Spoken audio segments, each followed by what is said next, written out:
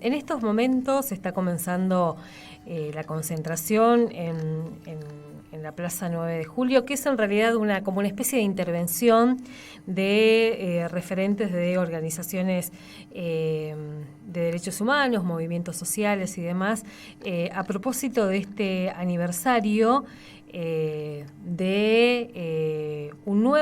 el primer aniversario de la desaparición de Lichita, esta jovencita, esta niña misionera que fue vista por última vez, que desapareció en Paraguay, escapando justamente de la persecución del ejército de ese país.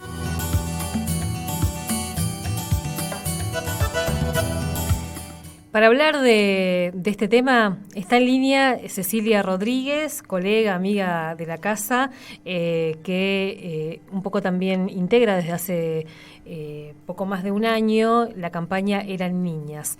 Cecilia, muy buenos días, ¿cómo estás? Alicia Rivas te saluda. Hola, buenos días. ¿Cómo Buenos días andás? a la audiencia. ¿Ya están en la plaza? Estamos sí en la plaza con las chicas para hablar con la prensa justamente.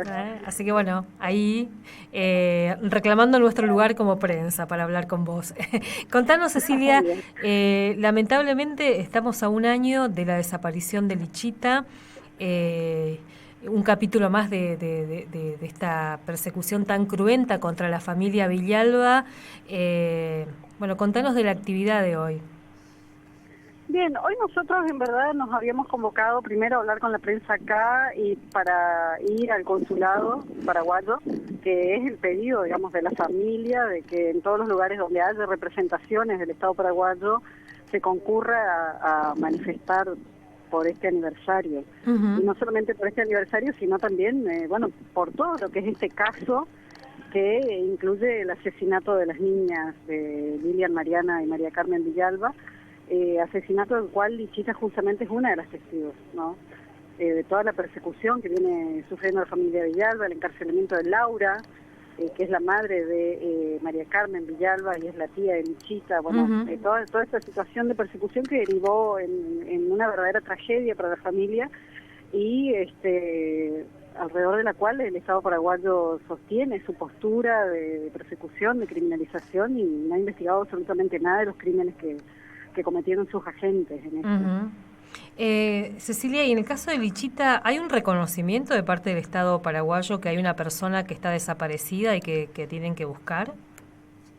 Eso no está claro porque en Paraguay se presentó un habeas corpus que no fue contestado y a nivel internacional también se presentó un habeas corpus de parte de uno de los organismos de la ONU y tampoco se contestó. Uh-huh. El Estado paraguayo formalmente no ha dicho nada, hablan de que en Argentina decimos que hay alguien desaparecido, pero nunca dieron una versión de qué puede haber pasado con esta niña, lo cual de última lo deja más en evidencia cuál es el rol del Estado en esa desaparición, ¿no? Porque una de las características de la desaparición forzada es justamente la negación. O sea, cuando Uh-huh. se hace desaparecer una persona se niega hasta su propia existencia, su suerte, cuáles son las responsabilidades en su destino.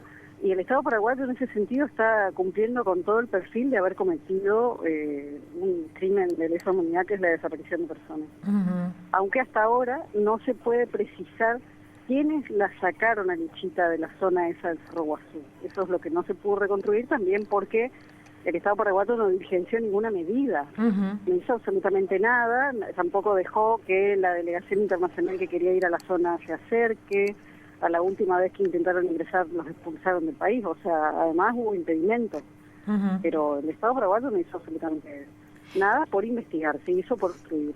Cecilia, ¿y lo que se sabe, cómo se sabe, digamos? ¿Qué es lo que se pudo reconstruir y quiénes pudieron reconstruirlo? Es muy poco, porque de la desaparición de Lichita se supo cuando Laura Villalba fue capturada en la zona del Cerro Guazú. Ella estaba justamente buscándola porque no la encontraba, hacía varios días que se habían desencontrado. Lichita estaba herida, no podía caminar bien. Ellas estaban como desorientadas en una zona que no conocían, huyendo, digamos, de la persecución de la Fuerza de Tarea Conjunta, y en un momento se separaron para poder buscar agua y comida. La dejaron a Lichita en un punto y cuando regresaron ya no la encontraron. Uh-huh. Encontraron algunas cosas de ella como un diario y algo de agua, una botella de agua, pero ya no la encontraron a ella. a partir de ahí Laura Villalba empieza a salir de la zona y a tratar de tomar contacto con las comunidades y recorrer, y ahí en esa situación, como es una zona militarizada, la toma la Fuerza de Tarea Conjunta, la captura y la presa y se la llevan a Asunción. Entonces ahí ella llega a decirle a su abogada que ella estaba buscando a la Lichita, que hacía ya varios días que no la veían, y después por la información que estaba en el diario, se ubica que la última vez que ella notó algo fue el 30 de noviembre. Después, cuando en esa recorrida que Laura hace, algunos lugareños le dicen que la vieron ser llevada, y hay dos versiones. Unos le dicen que se la llevaron fuerzas militares y otros le dicen que se la llevaron personas de civil. Eso es lo que se sabe. Además, decías, ella estaba herida, ella sobrevivió a ese ataque del ejército paraguayo en el que murieron sus primitas, digamos, ¿no? Y también en ese otro ataque en el que terminan asesinando a dos de las personas que intentaban sacarlas de esa zona. Claro, ella sobrevivió a esos dos ataques. La primera vez tuvo un balazo en la pierna, que era lo que le provocaba dificultad para caminar. Eso fue el 2 de septiembre, y después a fines de octubre, el 20 de noviembre más o menos, ella tuvo un roce de bala en la cabeza. Hay que entender que estas son fuerzas militares que usan armas de guerra. O sea, ese roce de bala en la cabeza es como un golpe muy fuerte en la cabeza.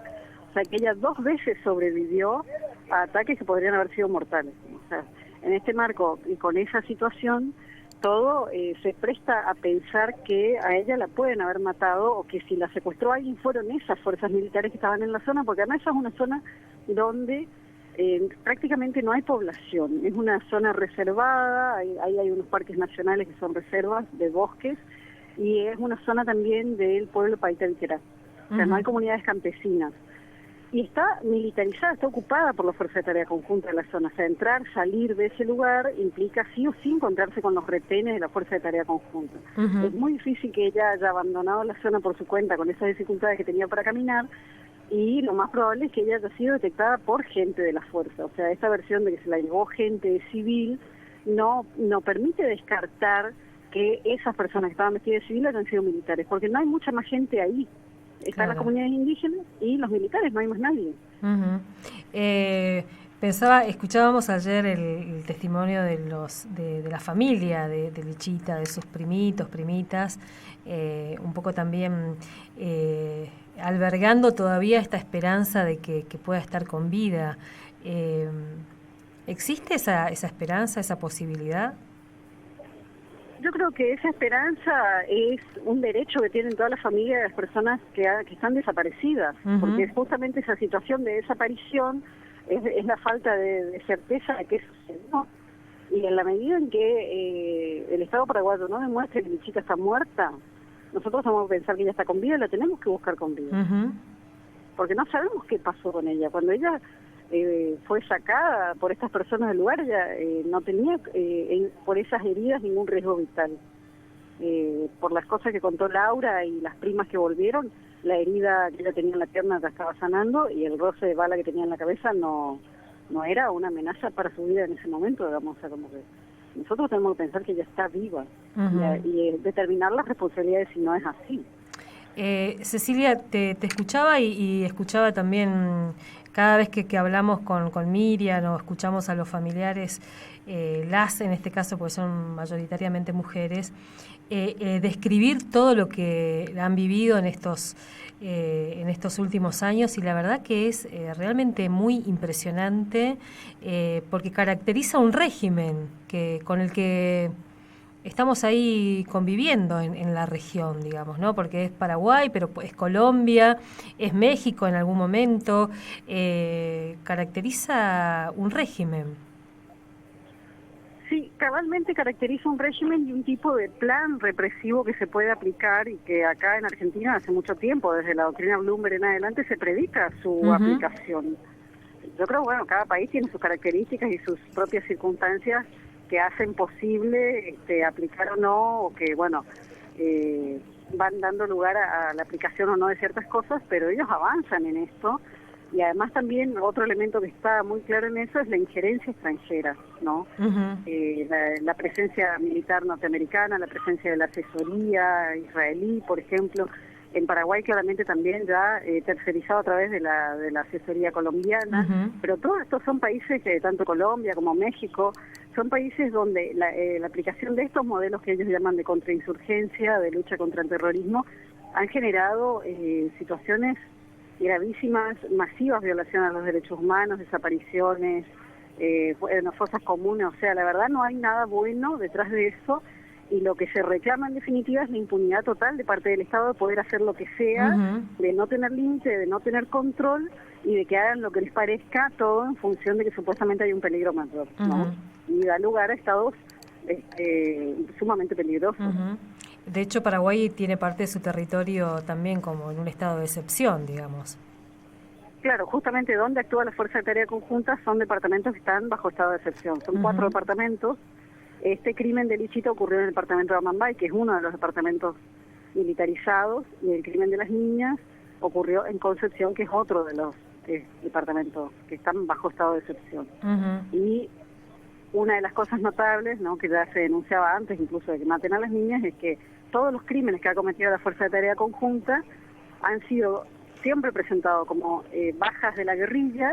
Todos han sido desmentidos, y hay pruebas suficientes para desmentirlo o para ponerlos en duda, y ninguno ha sido investigado por la justicia, la fiscalía. Nadie en Paraguay investiga, como que junto con la declaración del estado de excepción hubiera una absoluta voluntad política de darles carta blanca de que hagan lo que les parezca. Si bien eso no se escribe, funciona de esa manera. Además, Cecilia, hablábamos un poco fuera de aire estos días, ese otro entramado también es arquitectura jurídica que se va como construyendo en nuestros países. Primero fue la ley antiterrorista, que la Argentina también lo sancionó, y después las otras leyes así un poco más cotidianas, ¿no? Y últimamente en Paraguay esta ley que avanza sobre la criminalización de campesinos que poseen tierras, digamos, ¿no? O que disputan tierras también en Paraguay. Esa ley, que es la de la llamada ley Riera, Vera Zavala, es la consagración de la impunidad de los funcionarios del Estado de apropiarse de los bienes públicos. Es eso, porque en Paraguay existe el derecho a la tierra tiene rango constitucional. Eso es algo que, por ejemplo, en Argentina no pasa, ¿no? Sin embargo, es el país que tiene la distribución de la tierra más desigual del mundo, con un campesinado activo que es el 50% de la población. Comparémoslo con Argentina, que el campesinado es el 3% de la población. Entonces uno tiene ese campesinado que se empeña en seguir viviendo en el campo, pero no hay tierra, ¿no? Y lo que sí hay son estas inmensas propiedades del Estado que han sido apropiadas por funcionarios ligados en general al régimen estronista, pero también a lo que continuó después, que es la continuidad del estronismo, y que hay una disputa porque devuelvan esas tierras que fueron apropiadas ilegalmente. Esta ley lo que hace es penar esos intentos de recuperación. O sea, eso es la total impunidad de esa clase política empresaria ligada al Estado, y la total criminalización del campesinado, que lógicamente qué tierras va a poder reivindicar. Las tierras que le correspondían, que eran esas tierras del Estado. Las malavidas, claramente, ¿no? Cecilia, bueno, ¿cómo sigue la jornada de hoy?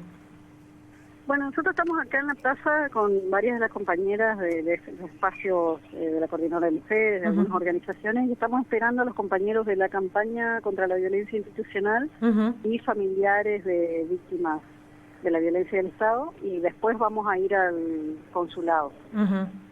Estamos esperando. Ahora vamos a hablar con la prensa y después vamos a ir un poco más tarde al consulado. Cecilia, te liberamos ahí para que puedas también compartir ese tiempo y contar allí, en el marco de esta campaña, el reclamo por la aparición con vida de Lichita. Muchas gracias. Muchas gracias a vos, Alicia. Saludos. Un abrazo. Hasta luego. Un abrazo. Cecilia Rodríguez, integrante del equipo misionero de Derechos Humanos, Justicia y Género. Parte de la campaña eran niñas. Con Cecilia tuvimos la posibilidad de entrevistar a horas de ese doble infanticidio de Estado contra las niñas Villalba, pudimos entrevistar a la familia aquí en Puerto Rico y pudimos entender un poco también la trama de persecución de la que vienen padeciendo esta familia, que finalmente tuvo que pedir refugio político e irse de Misiones. Y en el marco de esa tragedia, de estar reclamando justicia por las niñas, esta otra tragedia, que es la desaparición de Lichita y el encarcelamiento de Laura Villalba, que está ahora en un penal acá en Encarnación. Insisto, uno va escuchando los relatos, recuperando parte de lo que es el accionar del gobierno paraguayo, de sus fuerzas de seguridad, de sus fuerzas armadas, y la descripción de un régimen realmente impresionante, con niveles de represión, con niveles de arbitrariedad. Bueno, el estado de excepción habilita eso, ¿no? Que deberíamos estar prestándole más atención. 10:40 minutos. La lluvia.